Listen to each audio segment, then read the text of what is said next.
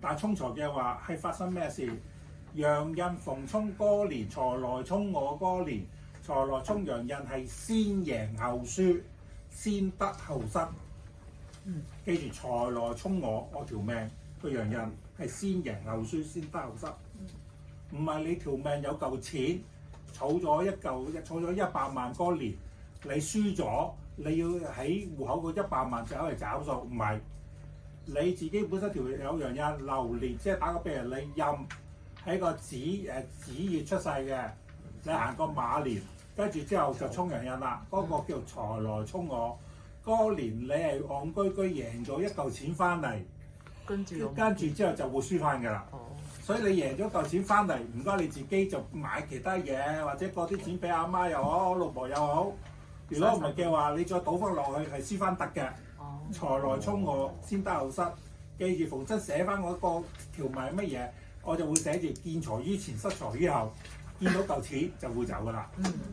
記住，點解係會嗰年有錢？係你條命有個財星喺度，跟住自己衝入你條命個財星，嗰年係嚟錢，唔係走錢。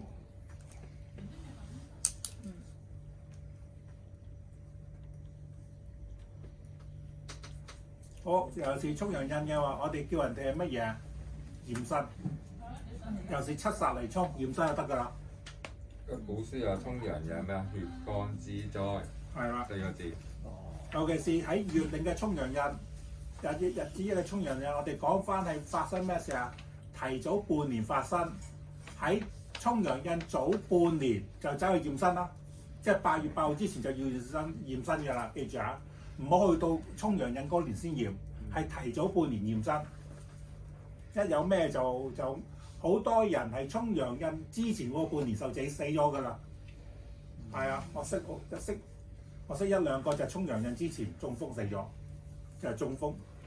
啊，沖陽印好容易中風㗎。